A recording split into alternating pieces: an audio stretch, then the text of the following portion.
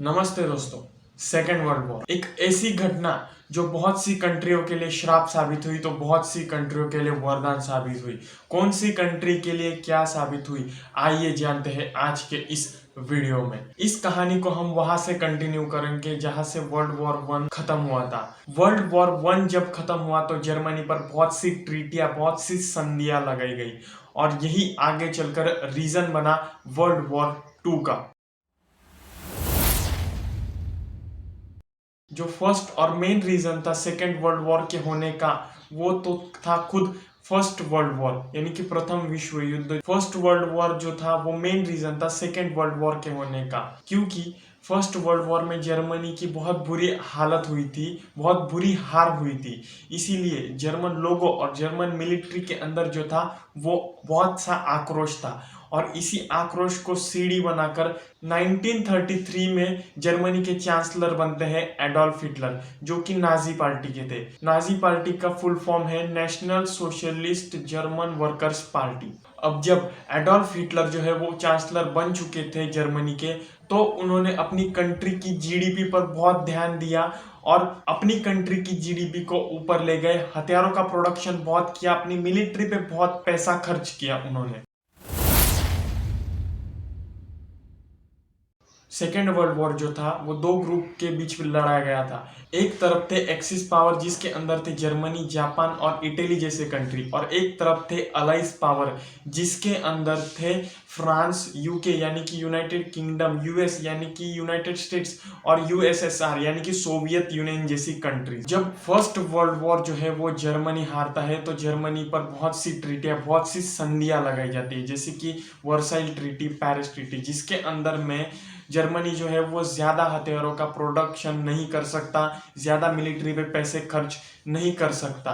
लेकिन जब Adolf Hitler जो है वो चांसलर बनते हैं तो वो इन सारी ट्रीटियों को तोड़ देते हैं, क्योंकि हिटलर वो दिन आज भी नहीं भूला था जब ब्रिटेन और फ्रांस ने मिलकर जर्मनी को बहुत नीचा दिखाया था एक ट्रेन के अंदर में। और हिटलर जो है वो इन सारे देशों से बदला लेने का प्लान बनाता है और वॉर डिक्लेयर करता है। जब हिटलर को लगा कि उसके पास पर्याप्त लोग हैं, पर्याप्त हथियार है, पर्याप्त चीजें हैं वॉर करने के लिए और वॉर जीतने के लिए, तब हिटलर सेकेंड वर्ल्ड वॉर जो है वो शुरू कर देता है और वो पहला हमला करता है पोलैंड पर।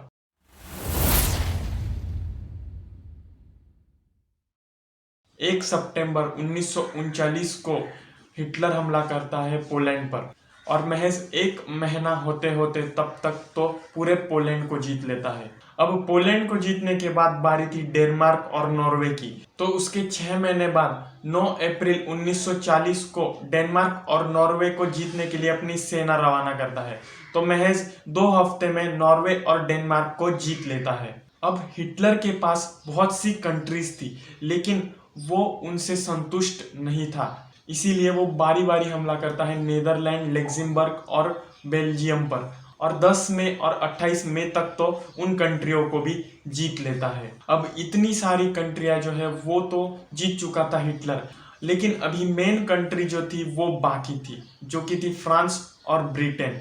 और इसीलिए 5 जुलाई 1940 को एडोल्फ हिटलर जो है वो फ्रांस को जीतने के लिए अपनी सेना रवाना करता है और महज 15 दिन के अंदर अंदर तो पूरे फ्रांस को जीत लेता है। और वहीं पर हिटलर जो है वो इतिहास को फिर से दोहराता है। उसी ट्रेन के अंदर में हिटलर साइन करने लगाता है सरेंडर लेटर फ्रांस को जर्मनी के अगेंस्ट में। अब हिटलर जो है वो पोलैंड जीत चुका था, फ्रांस जीत चुका था, बेल्जियम, नॉर्वे, डेनमार्क, बहुत सी कंट्रीज जीत चुका था, लेकिन अभी उसे मिट्टी में मिलाना था द ग्रेट ब्रिटेन को, और इसीलिए अपनी पूरी सेना वो रवाना करता है द ग्रेट ब्रिटेन के लिए। लेकिन द ग्रेट ब्रिटेन भी कोई कच्ची मिट्टी का मटका नहीं था जो हिटलर से फूट जाए, और इसीलिए ब्रिटेन और जर्मनी के बीच में घमासान युद्ध होता है जिसको नाम दिया गया है बैटल ऑफ ब्रिटेन।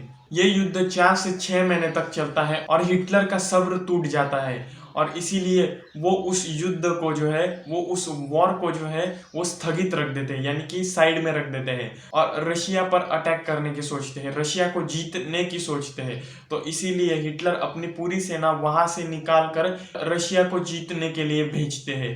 तो रशिया को जीतने के लिए 30 लाख सैनिक, 7,000 टैंक्स और 4,000 फाइटर प्लेन्स जो है वो जर्मनी भेजता है रशिया को जीतने के लिए। लेकिन रशिया की इतनी जबरदस्त ठंड का मुकाबला वो जर्मन सैनिक नहीं कर पाते और करीबन 9 लाख सैनिक मारे जाते हैं जर्मनी के। उसके बाद हिटलर जो है वो अमेरिका के साथ वॉर डिक्लेयर कर देता है, क्योंकि जापान जो है वो ब्रिटेन से भी लड़ रहा था। तो इसीलिए उसे लगा कि दुश्मन का दुश्मन दोस्त होता है और जापान अगर हमारा दोस्त है तो जापान का दुश्मन यानी अमेरिका हमारा दुश्मन हुआ। तो इसी को मद्देनजर रखते हुए हिटलर जो है अमेरिका पर वॉर डिक्लेयर कर देता है। उसके बाद एक तरफ से ब्रिटेन, एक तरफ से अमेरिका और एक तरफ से रशिया, तीनों ही कंट्रीज जो है वो जोर लगाते हैं हिटलर को गिराने में और वो उसमें कामयाब होते हैं, क्योंकि एक तरफ से रशियन सैनिक हमला करे जा रहे थे जर्मनी पर, तो दूसरी तरफ से ब्रिटेन और अमेरिका हमले करे जा रहा था। तो ऐसे में हिटलर को अब लगा कि अब उसका अंत जो है वो नजदीक है और इसीलिए 30 अप्रैल 1945 को हिटलर जो है वो सुसाइड कर लेता है, अपने आप को गोली मार लेता है। वहीं पर जर्मनी की ओर से सेकेंड वर्ल्ड वॉर का जो है वो ऑफिशियली हार हो जाती है, यानी कि ऑफिशियली बंद हो जाता है सेकेंड वर्ल्ड वॉर। लेकिन अभी भी जापान जो है वो हार मानने के लिए तैयार नहीं था और बहुत फास्ट हमले करे जा रहा था अमेरिका पर।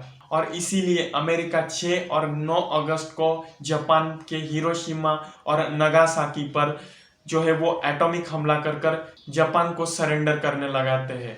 वो पीछे हट जाता है सेकेंड वर्ल्ड वॉर से, हार जाता है सेकेंड वर्ल्ड वॉर को और वहीं पर सेकेंड वर्ल्ड वॉर का जो है वो अंत होता है। आशा करता हूँ आपको ये वर्ल्ड वॉर की जो है पूरी सीरीज अगर अच्छे लगे होंगे तो प्लीज सब्सक्राइब कीजिए हमारे चैनल को। धन्यवाद।